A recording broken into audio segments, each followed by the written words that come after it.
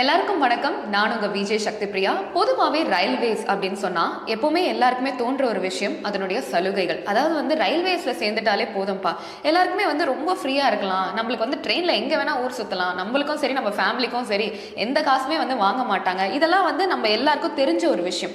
But அந்த ஒரு railway எக்ஸாமை கிராக் பண்றதுக்கு என்னென்னலாம் ஸ்ட்ராட்டஜிஸ் இருக்கு, என்ன மெத்தட்ஸ் இருக்கு, அண்ட் அதுக்கு அவங்க எவ்வளவு கஷ்டப்படுறாங்க அப்படின்றது நம்ம யாருக்குமே தெரியாது. அப்படி ஒரு railway exam junior engineering crack பண்ண ஒருத்தர் நம்ம கூடயே இருக்காரு. வணக்கம் சார், எப்படி இருக்கீங்க? நல்லா இருக்கேன், நீங்க எப்படி இருக்கீங்க? ரொம்ப நல்லா இருக்கேன் சார். ஸோ நான் சொன்ன மாதிரி தான், ரயில்வேஸ் அப்படின்னாலே எல்லாருக்குமே சலுகைகள் தான் பொதுமக்களுக்கு தெரியும், அதனுடைய மெத்தட்ஸ் தெரியாது. ஸோ நீங்க இந்த மெத்தட்ஸ் ஆரம்பிக்கிறதுக்கு முன்னாடி ஃபர்ஸ்ட் உங்களை பத்தி சொல்லுங்க. நீங்க எங்கிருந்து வரீங்க? My name is Rishikesh. என்னோட நேட்டிவ் திருவண்ணாமலை டிஸ்ட்ரிக்ட் செய்யார் தாலுக். நான் என்னோடய ஸ்கூலிங்கெல்லாம் அங்கே தான் படித்தேன். காலேஜ் இங்கே ஜேபிஆரில் படித்தேன். என்னோடய அப்பா name Parameswaran, deputy black development ஆஃபீஸராக திருவண்ணாமலை டிஸ்ட்ரிக்டில் ஒர்க் பண்ணுறாரு. அம்மா சரளாதேவி ஹோம் மேக்கராக இருக்காங்க. Younger sister MSc bioinformatics படிச்சுட்டு இருக்காங்க. 2019 batch passed out in mechanical engineering. So college pass பண்ணதுக்கப்புறம் கவர்மெண்ட் சர்வீசஸில் வரணும்னு சொல்லிட்டு யூபிஎஸ்சி சிவில் சர்வீசஸ் தான் ஃபஸ்ட்டு படிக்க ஆரம்பித்தேன். ஸோ அது எனக்கு ஒரு ஸ்ட்ராங் ஃபவுண்டேஷனை கொடுத்தது. அது மட்டும் இல்லாமல் வேரியஸ் காம்படிட்டிவ் எக்ஸாம்ஸ் ப்ரிப்பேர் பண்ணிட்டுருந்தேன். அந்த டைமில் இந்த டெக்னிக்கல் எக்ஸாம் ரயில்வேஸும் வந்தது. முன்னாடி 2018 நான் ஐசிஎஃப்பில் இன்டர்ன்ஷிப் பண்ணிகிட்டு இருந்தேன். ஸோ ரயில்வேஸ் மேலே ஒரு இன்டென்ஷனை அது அப்போயே அந்த ஸ்பார்க் அப்போயே வந்துருச்சு. ஸோ அதை இனிஷியல் மொமெண்டமாக வச்சுட்டு நான் இந்த ப்ரிப்பரேஷன் ஸ்டார்ட் பண்ணேன். Okay okay. ஸோ எப்போவுமே இந்த கவர்மெண்ட் எக்ஸாம் அப்படின்னு சொன்னால் பேரண்ட்ஸ் ஃபுல் சப்போர்ட் பண்ணுவாங்க. ஏன்னா எப்போவுமே பேரண்ட்ஸ் என்ன நினைப்பாங்கன்னா, பிள்ளைங்க ஒரு கவர்மெண்ட் எக்ஸாமில் போய் செட்டில் ஆயிடணும் அப்படின்னு சொல்லிட்டு. பட் அதனுடைய ஸ்ட்ரகிள்ஸ் என்ன, எப்படி நீங்கள் ஆகணும் அப்படின்றத டிசைட் பண்ணிட்டீங்க. பட் அதுக்கான ப்ரிப்பரேஷன் எப்படி ஸ்டார்ட் பண்ணீங்க, எப்போ ஸ்டார்ட் பண்ணீங்க? சின்ஸ் 2020 நான் ஸ்டார்ட் பண்ணிட்டேன் என்னோடய ப்ரிப்பரேஷனை. ஃபர்ஸ்ட்டு நான் முன்னாடியே சொன்ன மாதிரி யூபிஎஸ்சி சிவில் சர்வீஸுக்கு தான் ப்ரிப்பேர் பண்ணிட்டு இருந்தேன். அது ஜென்ரல் ஸ்டடீஸில் எனக்கு ஒரு ஸ்ட்ராங் ஃபவுண்டேஷனை கொடுத்தது. அதுக்கடுத்து எஸ்எஸ்சி சிஜிஎல் ப்ரிப்பேர் பண்ணேன். அது இந்த ஆப்டிடியூட் ரீசனிங் அதெல்லாம் எனக்கு ஒரு நல்ல ஃபவுண்டேஷன் கொடுத்தது. இன்றைக்கி நிலைமைக்கு கவர்மெண்ட் எக்ஸாமோட காம்படிஷன் லெவல் ரொம்ப அதிகமாகிடுச்சு. ஸோ அதை டேக்கிள் பண்ணணுன்னா நம்மளும் அந்த அளவுக்கு எக்யூப்டாக இருக்கணும். இந்த மாதிரி வேர்சடைல் எக்ஸ்பீரியன்ஸ் எனக்கு வேறு எக்ஸாமில் இருக்கிறதுனால அது எல்லாமே குமுலேட்டிவாக எனக்கு இதில் ஹெல்ப்ஃபுல்லாக இருந்தது. இந்த எக்ஸாமோட பேட்டர்னை பற்றி பார்த்திங்கன்னா இதில் 2 ஸ்டேஜ் இருக்குது. Computer based test 1, computer based test 2, next document verification and medical test. Computer based test 1 more or less எஸ்எஸ்சியோட பேட்டர்னில் இருக்கும். ஜிகே அண்ட் சயின்ஸோட வெயிட்டேஜ் அதிகமாக இருக்கும். ஆப்வியஸ்லி அது என்னோட ஸ்ட்ராங் பார்ட்டுன்றதுனால நான் அதில் நல்லாவே ஸ்கோர் பண்ணிட்டேன். ஸோ சிபிடி 1 ஸ்கோருமே நம்ம ஃபைனல் செலெக்ஷன் லிஸ்ட்டுக்கு அந்த போஸ்டிங் ப்ரெஃபரன்ஸை கிளியர் பண்ணுறதுக்கு ஹெல்ப்ஃபுல்லாக இருக்கும். எனக்கு அதில் நல்ல ஸ்கோர் இருந்தது. மோர் ஆர் லெஸ் எல்லா வேகன்சியுமே நான் கிளியர் பண்ணியிருந்தேன். சிபிடி 2 தான் நம்ம டெக்னிக்கல் சப்ஜெக்டை படிக்க ஸ்டார்ட் பண்ணுவோம். அதோட பேட்டர்ன் பார்த்தீங்கன்னா 100 technical questions plus 50 GS questions. Technical சப்ஜெக்டை பொறுத்த வரைக்கும் இதில் மேனுஃபேக்சரிங் சென்டர்டான சிலபஸ் இது. Machining, grinding, welding, exclusive 3 topics இருக்குது. ஸோ அதில் நல்ல வெயிட்டேஜ் இருக்குது. இதை பேஸ் பண்ணி நம்ம ப்ரிப்பரேஷன் ஸ்டார்ட் பண்ணாவே ஓரளவுக்கு டெக்னிக்கல் பார்ட்டை கம்ப்ளீட் பண்ணிடலாம். GK part computer science, physics and chemistry, GK, current affairs இது எல்லாமே சேர்ந்த மாதிரி ஒரு 50 கொஷின்ஸ் வரும். ஸோ அந்த குமுலேட்டிவ் ப்ரிப்பரேஷன் இருந்ததுனால எனக்கு ஜிகே நல்லாவே ஒர்க் ஆச்சு. Okay okay. இதுக்கு முன்னாடி நான் எம்ஏட தமிழ்நாடு முனிசிபல் அட்மினிஸ்ட்ரேஷன் வாட்டர் சப்ளையோட ரிட்டன் எக்ஸாம் கிளியர் பண்ணி அசிஸ்டன்ட் இன்ஜினியர் இன்டர்வியூ அட்டன் பண்ணியிருந்தேன். அந்த எக்ஸ்பீரியன்ஸுமே எனக்கு டெக்னிக்கல் சப்ஜெக்டை சேல் த்ரூ பண்ணுறதுக்கு நல்லாவே யூஸ்ஃபுல்லாக இருந்தது. Okay, that's nice. ஓகே, இப்போ உங்களுக்கு நிறைய ஹெல்ப்ஃபுல்லான விஷயங்கள் இருந்து. ஒன்று நீங்கள் படித்த டிகிரி, இன்னொன்று நீங்கள் ஆல்ரெடி ஒர்க் பண்ண அந்த ஒரு எக்ஸ்பீரியன்ஸ், ஒரு ரிட்டன் எக்ஸாம் எழுதின எக்ஸ்பீரியன்ஸ். இப்போ ஒரு யங் ஆஸ்பிரண்ட் வராங்க, இப்போ தான் காலேஜ் படிச்சுட்டு இருக்காங்க. அவங்க கவர்மெண்ட் எக்ஸாம் எழுதணும், கிராக் பண்ணோம் அப்படின்னா எப்போ ஸ்டார்ட் பண்ணணும்? அவங்க எந்த இயர், ஒரு 1 இயர்க்கு முன்னாடியா, ஒரு 2 இயர்ஸ்க்கு முன்னாடியா, எப்போ ஸ்டார்ட் பண்ணவங்க? டெக்னிக்கல் எக்ஸாம்ஸை பொறுத்த வரைக்கும் நம்ம காலேஜ் ஃபவுண்டேஷனல் சப்ஜெக்ட்ஸ்லேயே நல்லா ஸ்ட்ராங்காக இருக்கணும். So first of all college நல்லா படிக்கணும். ஓகே, காலேஜ் படித்தாவே அந்த டெக்னிக்கல் பார்ட் கவர் ஆகிடும். சைட் பை சைடு ஜென்ரல் அவேர்னஸை நம்ம பார்த்துட்டு வந்தோம்னா, காலேஜ் செகண்ட் இயர் தேர்ட் இயர்லேருந்தே பார்த்தோம்னா it will be very useful. Okay, there will be many probability in clearing the exam very after completing our degree itself. Okay okay. So அந்த college டைமில் technical சப்ஜெக்டை நல்லா படிக்கணும், ப்ளஸ் ஜிஎஸை சைட் பை சைட் படிச்சுட்டு இருக்கணும். Okay, நீங்கள் என்னென்ன books refer பண்ணீங்க அண்ட் இப்போ யங் ஆஸ்பிரன்ஸ்க்கு என்னென்ன புக்லாம் அவங்க வாங்கி வச்சுக்கணும், அவர் வந்து எந்த புக்ஸ்லாம் அவங்க ரெஃபர் பண்ணால் அவங்களுக்கு யூஸ்ஃபுல்லாக இருக்கும் இந்த ஒரு எக்ஸாம் கிளியர் பண்ணுறது? நான் என்னோட ஸ்ட்ராட்டஜியை ஷேர் பண்ணுறேன். ஓகே, நான் ஆல்ரெடி சொன்ன மாதிரி 2020 23 வரைக்கும் civil service and SSC CGL அப்படி தான் படிச்சுட்டு இருந்தேன். அந்த டைமில் நான் வேரியஸ் சோர்ஸஸ் ரெஃபர் பண்ணியிருக்கேன் ஜென்ரல் அவேர்னஸ்க்காக. 3 இயர்ஸ் பிரேக்குக்கு அப்புறம் நான் டெக்னிக்கல் சப்ஜெக்ட் எடுக்கிறேன் காலேஜ் பிரேக்குக்கு அப்புறம். அந்த டைமில் எனக்கு ரொம்பவே ஹெல்ப்ஃபுல்லாக இருந்தது YCT யூத் காம்படிட்டிவ் டைம்ஸ்னு ஒரு பப்ளிகேஷன். அவங்க ப்ரீவியஸ் இயர் கொஷின்ஸை டாபிக் வைஸ் நல்லாவே ஸ்ப்ளிட் பண்ணி கொடுத்துருப்பாங்க. நான் அதை வச்சு தான் ஸ்டார்ட் பண்ணேன். அந்த ஏஇ எக்ஸாம் ப்ரிப்பரேஷனையும் நான் அதை வச்சு தான் ஸ்டார்ட் பண்ணேன். 1 மந்த்க்குள்ளே எனக்கு ஒரு நல்ல grip கிடச்சிது. ஸோ அந்த எக்ஸாமை இந்த மெட்டீரியலை வச்சு தான் டிபெண்ட் பண்ணி தான் நான் எழுதினேன், நல்ல ரிசல்ட் கிடச்சிது. ஸோ அந்த கான்ஃபிடென்ஸில் தான் RRB JEEக்கும் நான் YCTயை தான் ரெஃபர் பண்ணேன். டெக்னிக்கல் பார்ட்டை பொறுத்த வரைக்கும் YCT ஹெல்ப்ஃபுல்லாக இருந்தது. ஜென்ரல் அவேர்னஸை பொறுத்த வரைக்கும் 2 புக்ஸ் பார்த்தேன். அரிஹண்ட் ஜென்ரல் சயின்ஸ் ஒன்று, லூசன்ட் ஜிகே புக் ஒன்று. ஓகே, அது இல்லாமல் ப்ரீவியஸ் இயர் கொஸ்டின் சால்வ் பண்ணேன். ஸோ இதுதான் என்னோடய ஸ்ட்ராட்டஜி. ஓகே ஓகே, ஸோ வந்து எல்லா ஸ்ட்ராட்டஜிஸுமே எக்ஸ்பிளைன் பண்ணீங்க அண்ட் புக்ஸை பற்றி சொன்னீங்க. பட் வந்து ஒரு கவர்மெண்ட் எக்ஸாமுக்கு நம்ம ப்ரிப்பேர் பண்ணுறோம் அப்படின்னாலே வந்து நம்மளுடைய டெய்லி ரொட்டீனே வந்து டோட்டலாக மாறும். அது வந்து நம்ம ப்ரிப்பேர் பண்ணுறதுக்கு முன்னாடி அண்ட் ப்ரிப்பேர் பண்ண ஸ்டார்ட் பண்ணதுக்கப்புறமா நம்ம அந்த டெய்லி ரொட்டீனே வந்து ஃபுல்லாக மாறும். ஸோ உங்கள் டெய்லி ரொட்டீனில் இந்த சிவில் சர்வீஸாக இருக்கட்டும் இல்லை இந்த கவர்மெண்ட் எக்ஸாமுக்காக இருக்கட்டும், அதுக்கு மட்டுமே நீங்கள் எப்படி டைம் செப்பரேட் பண்ணுவீங்க அண்ட் எப்படி உங்கள் பர்சனல் லைஃபோட அதை பேலன்ஸ் பண்ணீங்க? காம்படிட்டிவ் எக்ஸாம் பொறுத்த வரைக்கும் நம்ம ஒரு ஜாபை செக்யூர் பண்ணுற வரைக்கும் கமிட்டடாக இருக்கணும். அது ரொம்பவே டஃப் தான். கொஞ்சம் டைம் ஆக இன்னும் டஃப் ஆயிரும். இனிஷியலாக சப்போர்ட் பண்ண நிறைய பேர் இருப்பாங்க, பட் கன்சிஸ்டன்ட் ஃபெயிலியர் வந்தவுடனே நமக்கே கொஞ்சம் பேக் ட்ராப்பாக தான் இருக்கும்.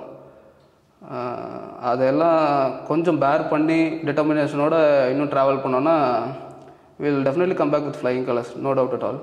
ஓகே, அந்த டைமில் நம்ம ஷெட்யூல் போட்டு வச்சுக்கிறது பெட்டர். நம்ம ஒன் டேக்கு எவ்வளோ ஹவர்ஸ் ஸ்பெண்ட் பண்ணுவீங்க? அது டிபெண்ட்ஸ். எக்ஸாமுக்கு ரொம்ப பக்கத்துலலாம் தூங்காமல் கூட படித்து தான் ஆகணும். பட் எக்ஸாமுக்கு ஒரு 3-4 மந்த்ஸ்லாம் ஒரு 8 hours மேக்ஸிமம். ஓகே, இப்போ நான் சொன்ன மாதிரி டெக்னிக்கல் சப்ஜெக்ட்ஸை படிக்கிறோமா அதுக்கு வந்து இவ்வளோ ஹார்ஸ் ஒதுக்கிடலாம். ஜென்ரல் ஸ்டடீஸ் படிக்கிறோமா அதுக்கு வந்து இவ்வளோ ஹார்ஸ் ஒதுக்கிடலாம். ஒருத்தரோட மைண்ட் செட் அப்படி. நான் கன்சிஸ்டண்ட்டாக 3-4 days டெக்னிக்கல் சப்ஜெக்ட் மட்டும் தான் படிப்பேன். அதுக்கப்புறம் side by side general awareness படிப்பேன். ஸோ எனக்கு அது சூட் ஆச்சு. சில பேர் வந்து ஆல்டர்னேட் ஹார்ஸில் படிப்பாங்க. ஸோ எது பெஸ்ட்டுன்னு நினைக்கிறீங்க? ஒன்று நீங்கள் சொன்ன மாதிரி ஒரு டெக்னிக்கல் சப்ஜெக்ட் கண்டினியூஸாக படிச்சுட்டு நெக்ஸ்ட் வேறு சப்ஜெக்ட் நம்ம போகிறதா? அது டிபெண்ட்ஸ் அப்போ அந்த பர்சனாலிட்டி. மைண்ட் எப்போ எக்ஸாஸ்ட் ஆகுதோ அப்போ சேஞ்ச் பண்ணிடணும். இல்லாட்டி இன்ட்ரெஸ்ட் இல்லாமல் ரொம்ப நேரம் படிக்கிறதும் கொஞ்சம் வேர்சடைலாக மாற்றி படிக்கிறதும் நல்ல டிஃப்ரென்ஸ் இருக்குது. ஓகே, ஸோ எனக்கு எப்போ போர் அடிக்குதோ அப்போ சேஞ்ச் பண்ணுறேன். ஓகே, ஸோ அப்போல்லாம் ஃபோன் யூஸ் பண்ணது கிடையாது நீங்கள் ப்ரிப்பேர் பண்ணும் போது? இல்லை அந்த ஒரு டிஸ்ட்ராக்ஷன்ஸ்னு ஒன்று சிலது இருக்கும், கண்டிப்பாக எல்லா ஹியூமன்ஸ்க்குமே அந்த ஒரு டிஸ்ட்ராக்ஷன்ஸ் இருக்கும். ஸோ அந்த டிஸ்ட்ராக்ஷன்ஸை நீங்கள் எப்படி ஓவர் கம் பண்ணீங்க அண்ட் அதுக்கு பதிலாக உங்கள் ஃப்ரீ டைமில் நீங்கள் என்ன பண்ணீங்க? ஃபோன் யூஸ் பண்ண முடியாதான்னு கேட்டால் அது லிமிட் பண்ணிக்கலாம். அதை ஓகே, இன்னைக்கு இருக்கிற சுச்சுவேஷனுக்கு நான் இன்னொன்று ஷேர் பண்ண மறந்துட்டேன். டெஸ்ட் புக்னு சொல்லிட்டு ஒரு வெப்சைட் இருக்குது. ஓகே, அதுதான் எல்லாத்த விட எனக்கு ஹெல்ப் பண்ணுச்சு. எஸ்எஸ்சி சிஜியிலேருந்தே எனக்கு அதனால தான் நான் வந்து இந்த அளவுக்கு வந்திருக்கிறதுக்கு காரணம் டெக்ஸ்ட் புக் தான். ஸோ அதை நம்ம நெட்டில் தான் படித்தாகணும். அப்போவே பல டிஸ்ட்ராக்ஷன் வரும், அதெல்லாம் பேர் பண்ணி தான் ஆகணும். ஸோ ஃபோன் ஹவர்ஸை லிமிட் பண்ணியிருக்கிறது நல்லது. ப்ரொடக்டிவாக யூஸ் பண்ணலாம். ஆமாம், டிவைஸாக ப்ரொடக்டிவாக தான் எனக்கு யூஸ் பண்ணணும். ஓகே ஓகே, ஸோ நீங்கள் சொன்ன மாதிரி ஃபஸ்ட்டு இனிஷியல் ஸ்டேஜஸில் நம்மளுக்கு ஹெல்ப் பண்ணுறதுக்கு நிறைய பேர் இருப்பாங்க. அதுக்கப்புறம் நம்ம கன்சிஸ்டண்ட்டாக போகும்போது நிறைய ஃபெயிலியர்ஸ் வந்திருக்கும். பட் உங்களுடைய கன்சிஸ்டன்சியை பற்றி சொல்லுங்கள். பிகாஸ் நீங்கள் ஒரு 3 years வந்து சிவில் சர்வீஸ்க்காக ப்ரிப்பேர் பண்ணி அதுக்கப்புறம் இதுக்குள்ளே வந்தீங்க. ஸோ அப்படி பார்க்கும்போது ஒரு 4 years to 5 years கண்டிப்பாக வந்திருக்கும். ஸோ அப்போ சுற்றி இருக்கவங்க எல்லாருக்கும் மேபி வேலை கிடச்சிருக்கலாம், இல்லை பெட்டர் பொசிஷன் போயிருக்கலாம். அதுவே நம்மளுக்கு ஒரு மாதிரி ஒரு இன்ஃபீரியாரிட்டி காம்ப்ளெக்ஸ் நம்மளுக்கு உருவாக்கும். நம்ம ஃப்ரெண்ட்ஸ் எல்லாருமே வேலையில் செட்டில் ஆகிட்டாங்க, நம்ம இன்னும் ப்ரிப்பேர் பண்ணிக்கிட்டே இருக்கோம் அப்படின்ற மாதிரி ஒரு சென்ஸ் ஆஃப் ஃபீலிங் வந்திருக்கும். ஸோ அந்த ஒரு ஃபியர், அந்த ஒரு இன்ஃபீரியாரிட்டி காம்ப்ளெக்ஸ் அதெல்லாம் எப்படி ஓவர் கம் பண்ணி வந்தீங்க? எப்படி கன்சிஸ்டண்ட்டாக மூவ் பண்ணிக்கிட்டே இருந்தீங்க? இதுக்கு 2 பேர் காரணம். ஒன்று என் ஃபேமிலி, இன்னொன்று என்னோட பியர் சர்க்கிள். ஓகே, அவங்களுக்கு கிடச்சிருக்கு, எனக்கு முன்னாடி நிறைய பேர் கிடச்சிருக்கு. ஸோ அதை பற்றி ஜெலஸ் ஆகிற அளவுக்கு நமக்கு ஒன்றும் நடக்கலை. I will be happy for them, அவ்வளோதான். சரி, அது இன்னும் மோட்டிவேட்டடாக தான் இருக்கும். சரி நம்ம கூட ப்ரிப்பேர் பண்ணாங்க, ஸோ அவங்களுக்கு கிடச்சிருக்குன்னா டெஃபினட்டாக நமக்கு கிடைக்கும், கொஞ்சம் டைம் ஆகிட்டுருக்கு அவ்வளோதான் அப்படின்ற மாதிரி தோணும். ஸோ அதனால் சப்போர்ட் அதான் டைம் ஆக அந்த சப்போர்ட் கம்மியாக ஆரம்பிக்கும். பட் நம்ம தான் டிட்டர்மினேஷனோடு இருக்கணும். Okay okay. ஸோ ஒரு யங் ஆஸ்பிரன்ஸ்க்கு நீங்கள் சொல்ல வேண்டிய விஷயம் என்னென்ன, அண்ட் அவங்களுக்கு நீங்கள் என்ன சப்ஜெக்ட்லாம், அவங்களுக்கு வந்து இப்போ மேபி அவங்க ரொம்ப நியூவாக இருக்கலாம், இது வந்து ஜஸ்ட் கவர்மெண்ட் எக்ஸாம் பாஸ் பண்ணணும் அப்படின்றது மட்டும் தான் மைண்டில் இருக்கும், ஒரு RRB ரயில்வேஸ் கிளியர் பண்ணணும் அப்படின்றது தான் மைண்டில் இருக்கும், எப்படி பண்ணணும் என்ன பண்ணணும் அப்படின்னு. நீங்கள் கூட இனிஷியல் ஸ்டேஜஸில் நிறைய மெத்தட்ஸ் ட்ரை பண்ணியிருப்பீங்க, அதுக்கப்புறம் உங்களுக்கு எல்லா மெத்தட்ஸும் ஃபெயில் ஆகும்போது ஒரு மெத்தட் உங்களுக்கு ஓகே இதுதான் நம்மளுக்கு கரெக்டாக இருக்குன்னு. ஸோ அந்த மாதிரி அவங்களுக்கு என்னென்ன மெத்தட்ஸ் வந்து இது ஓரளவுக்கு செட் ஆகாது, இந்த மெத்தட் நீங்கள் யூஸ் பண்ணி பாருங்கன்னா எப்படி சொல்வீங்க நீங்கள்? ஆக்சுவலாக நான் என்னோடய ப்ரிப்பரேஷனை டெக்னிக்கல் சப்ஜெக்ட்டுக்கு ஸ்டார்ட் பண்ணும்போது ஸ்ரீனிவாசன் சார் ஸ்பார்க்ஸ் அகாடமி அவர் தான் ரொம்ப ஹெல்ப்ஃபுல்லாக இருந்தார்.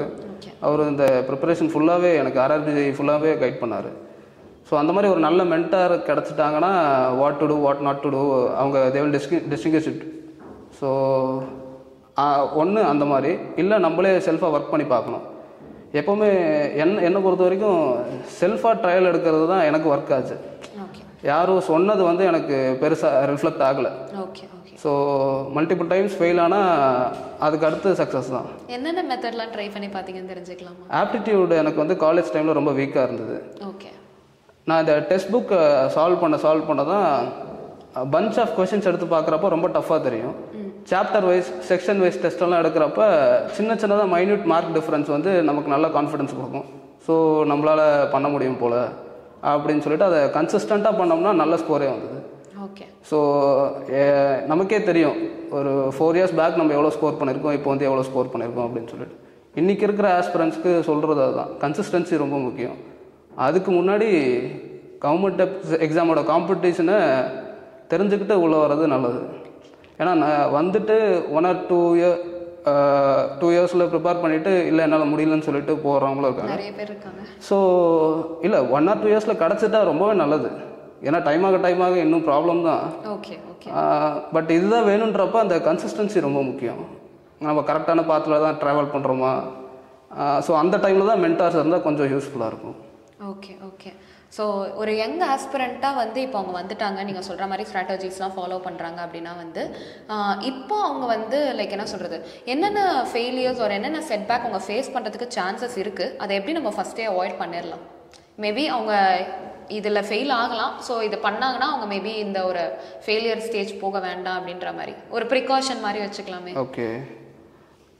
ஒரு எக்ஸாமை டார்கெட் பண்ணுறாங்கன்னா அந்த எக்ஸாமோட சிலபஸை ஃபர்ஸ்ட் அண்டர்ஸ்டாண்ட் பண்ணிக்கணும், அதோட மெட்டீரியல்ஸை எடுத்து வச்சுக்கணும். ஸோ நம்ம இதை தான் பண்ண போகிறோம். இன்றைக்கி இருக்கிற நிலைமைக்கு டிஜிட்டல் அவேர்னஸ் எல்லாருக்கும் அதிகமாகிடுச்சு. 2019 நான் ப்ரிப்பேர் பண்ண வந்தப்போ யூடியூப் எப்படி இருந்ததோ அதை விட ரொம்பவே எவால்வ் ஆகிருக்கு இந்த டைம்லாம். 2025 அந்த டைம் ஸ்பேன்லேயே ரொம்பவே எவால்வ் ஆகிருக்கு. So plenty of materials are available. ஆனால் நம்ம ஸ்ட்ராட்டஜி நம்ம தான் சூஸ் பண்ணிக்கணும். ஏன்னா நிறைய படிக்க வாலட்டைலாக அது எவாப்ரேட் ஆகிட்டு தான் இருக்கும் அந்த நாலேஜ், அது யூஸ்ஃபுல்லாக இருக்காது. ஸோ முக்கியமாக ப்ரீவியஸ் இயர் கொஷின்ஸ்க்கு ரொம்ப இம்பார்ட்டன்ஸ் கொடுக்கணும். நான் அதை லேட்டராக தான் ரியலைஸ் பண்ணேன். ஈவன் சிவில் சர்வீஸ் ப்ரிப்பரேஷன்லேயே நான் அதை லேட்டராக தான் ரியலைஸ் பண்ணேன். ஃபவுண்டேஷன் வந்து நான் இப்போ சரியாக வச்சிடல, பட் அதை நான் ஸ்டடி பண்ணதுக்கப்புறம் எனக்கு நல்ல டிஃப்ரென்ஸ் தெரிஞ்சது. இதுக்கெல்லாம் வந்து சீனியர் மென்டர்ஸோட அட்வைஸ் தான் ரொம்பவே யூஸ்ஃபுல்லாக இருந்தது. இது ஒரு ப்ராப்ளமாக இருக்கும். அதே மாதிரி ஃபேமிலி வந்து மோஸ்ட்லி சப்போர்ட் பண்ணுவாங்க, பட் டைம் ஆக அவங்களுக்கும் ஒரு ஃபட்டிக்னஸ் வரும். என்ன முடியுமா, இவ்வளோ காம்படிஷன் இருக்குது அப்படின்னு சொல்லிட்டு. ஸோ நம்ம இப்போ எல்லா எக்ஸாம்லேயும் வேரியஸ் ஸ்டேஜஸ் இருக்குது. அந்த ஒவ்வொரு ஸ்டேஜாக கிளியர் பண்ணும்போது நமக்கும் கான்ஃபிடன்ஸ் வரும், அவங்களுக்கும் கான்ஃபிடன்ஸ் வரும். So he is very near to victory அப்படின்ற மாதிரி அவங்களுக்கும் தோணும். அதனால் இந்த ரெண்டு விஷயம் தான் ஸ்ட்ரகிளாக இருக்கும்னு எனக்கு தோணுது. Okay okay. ஸோ அதே மாதிரி இந்த எக்ஸாம் நீங்கள் இந்த கம்ப்யூட்டர் டெஸ்ட் சொன்னீங்க இல்லையா, ஸோ அதில் வந்து என்ன தான் நம்மளுக்கு எல்லாத்துக்குமே ஆன்சர் தெரிஞ்சிருந்தாலும் there is something call timing. அந்த டைமிங்கில் நம்ம முடிச்சாதான் எல்லா கொஸ்டின்ஸுமே நம்மளால் அட்டன் பண்ண முடியும் அப்படின்ற ஒரு டைமிங் கண்டிப்பாக இருக்கும். ஸோ இப்போ நீங்கள் எல்லாமே ப்ரிப்பேர் பண்ணிட்டீங்க, உங்களுக்கு எல்லா மெத்தடுமே தெரிஞ்சிருச்சு. நெக்ஸ்ட் இந்த டைமிங்க்கு வரும்போது அதுக்கு நீங்கள் எப்படி ரெடி ஆனீங்க? Important question actually. ஏன்னா மற்ற எக்ஸாம்ஸ்லாம் பென் அண்ட் பேப்பரில் இருக்குது, அது வேறு, கம்ப்யூட்டர் பேஸ்ட் டெஸ்ட் வேறு. அதில் டைமர் போயிட்டுருக்கும். அந்த டைமர் பார்த்தாவே நமக்கு எக்ஸாம் டைமில் ஸ்ட்ரெஸ் ஆகும். ஓகே. ஸோ எனக்கு இதில் ஹெல்ப் பண்ணது டெக்ஸ்ட் புக் தான். டெக்ஸ்ட் புக்கில் ரியல் டைமில் டைம் ஓடிட்டுருக்கும். ஸோ அதை பார்த்துட்டு அதுதான் நம்மளோட அக்யூரேசி இம்ப்ரூவைஸ் பண்ணும். ஸோ இந்த டைமுக்குள்ளே நம்ம இந்த ப்ராப்ளம் சால்வ் பண்ணி ஆகணும், இந்த டைமுக்குள்ளே இந்த கொஷினை ஆன்சர் பண்ணி ஆகணும் அப்படின்ற ஒரு டிமாண்டை அது சாட்டிஸ்ஃபை பண்ணிடும். பென் அண்ட் பேப்பரை சால்வ் பண்ணுறதுக்கும் சிபிடிக்கும் டிஃப்ரென்ஸ் இருக்குது. ஸோ அந்த பிளாட்ஃபார்ம் எனக்கு ரொம்பவே ஹெல்ப்ஃபுல்லாக இருந்தது. Okay okay. ஸோ அந்த டைமிங் வந்து நீங்கள் எப்போ நீங்கள் வந்து எல்லாமே தெரிஞ்சுக்கிட்டு ஒரு டைமிங்கில் நீங்கள் ஸ்டார்ட் பண்ணியிருப்பீங்க இல்லையா?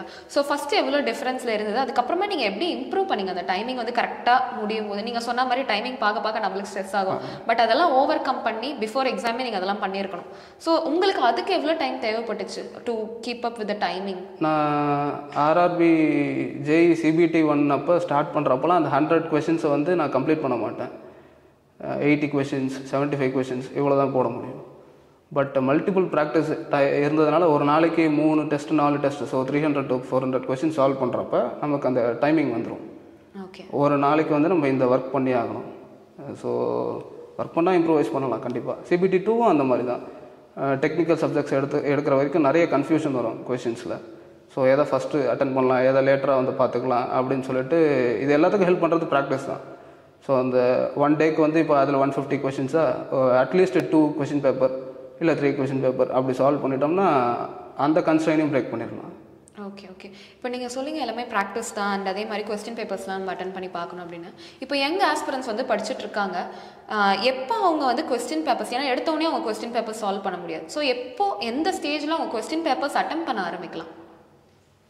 ஆக்சுவலாக என்னோட ப்ரிப்ரேஷனில் ஸ்கோர் ஏற ஸ்டார்ட் பண்ண காரணமே வந்து நான் கொஸ்டின் பேப்பர்ஸை மல்டிபிள் டைம்ஸ் சால்வ் பண்ணும்போது தான். நான் அதுக்கு முன்னாடி எக்ஸாஸ்டிவாக படிச்சுட்டு இருந்தேனே தவிர, பட் அந்த டைம் டெஸ்ட் அட்டன் பண்ணுறப்போலாம் ஸ்கோர் ஸ்டாக்னண்ட்டாக தான் இருந்தது, அது ரைஸ் ஆகலை. அப்புறம் மல்டிபிள் டைம்ஸ் கொஸ்டின்ஸை சால்வ் பண்ணுறப்போ தான் எனக்கு வந்து ஸ்கோர் ஏறதே தெரிஞ்சது.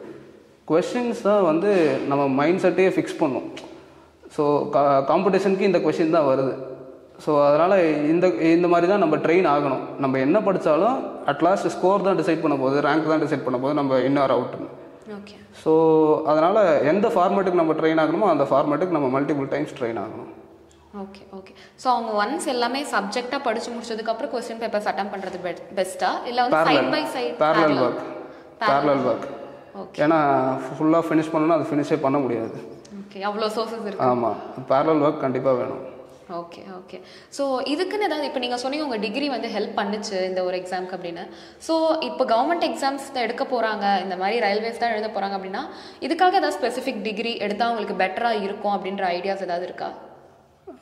ரயில்வேஸில் mechanical engineering, electronics and communication, triple E, civil, இந்த மெக்கானிக்கல் இன்ஜினியரிங்குள்ளே பல டிவிஷன்ஸ் இருக்குது, ப்ரொடக்ஷன், மேனுஃபேக்சரிங், இண்டஸ்ட்ரியல் இன்ஜினியரிங் அப்படின்னு சொல்லிட்டு. ஸோ இதில் எது எடுத்தாலுமே அவங்களுக்கு ஓகே தான். சிலபஸை முதல்ல பார்த்துக்கணும், பார்த்துட்டு அதுக்கேற்ற மாதிரி நம்ம ப்ராக்டிஸ் பண்ண ஸ்டார்ட் பண்ணிக்கணும். இந்த 4 டொமைன்ஸில் எது எடுத்தாலுமே ஓகே தான். Okay okay. So government exam அப்படின்னாலே வந்து பேரண்ட்ஸ் எல்லாருமே வந்து ஓகே கவர்மெண்ட் எக்ஸாம் எழுதுறாங்க அப்படின்ற மாதிரி விட்டுருவாங்க, பட் அதுக்கு பின்னாடி இருக்கக்கூடிய ஸ்ட்ரகிள்ஸ் எல்லாமே வந்து நம்மளுக்கு தான் தெரியும். ஸோ நீங்கள் என்னென்னலாம் ஸ்ட்ரகிள்ஸ் ஃபேஸ் பண்ணீங்க அண்ட் உங்கள் பேரண்ட்ஸ் அதை எப்படி சப்போர்ட் பண்ணாங்க? ஃபர்ஸ்ட் ஆஃப் ஆல் பேரண்ட்ஸ்க்கும் இன்ட்ரெஸ்ட் இருந்தது நான் கவர்மெண்ட் எக்ஸாம் ப்ரிப்பேர் பண்ணுறது. ஸோ இனிஷியலி அவங்க சப்போர்ட் பண்ணாங்க. பட் ப்ரிப்பரேஷனுக்கு வந்ததுக்கப்புறம் ஸோ இந்த காம்படிட்டிவ் ஃபீல்டை பற்றியும் நம்ம எழுத போகிற எக்ஸாமோட சிலபஸை பற்றியும் நம்ம எந்த அளவுக்கு எக்யூப்டாக இருக்கோம் அதை பற்றி ஒரு பயம் இருந்தது. அது ஓவர் த டைம் நான் அதுக்கான ஸ்டெப்ஸ் எடுத்ததுனால அது சால்வ் ஆயிடுச்சு. ரொம்ப தேங்க்ஸ் ப்ரோ. நான் கேட்ட எல்லா கொஸ்டின்ஸ்க்குமே ரொம்ப தெளிவாக ஆக்சுவலி ஆன்சர் பண்ணியிருந்தீங்க. ஸோ இந்த வீடியோ பார்க்குறப்பவே வந்து யங்ஸ்டர்ஸ்க்கு ஒரு ஐடியா கிடச்சிரும், யாராவது அட்டம் பண்ண போகிறாங்க அப்படின்னா அவங்களுக்கு ரொம்ப ஐடியா வந்து கிடச்சிரும், என்ன பண்ணலாம், என்ன மெத்தட்ஸ் ஃபாலோ பண்ணலாம் அப்படின்னு சொல்லிட்டு. So thank you so much for spending your time with us. Thank you. Thank you for the opportunity to share my thoughts. Thank you very much. Thank you.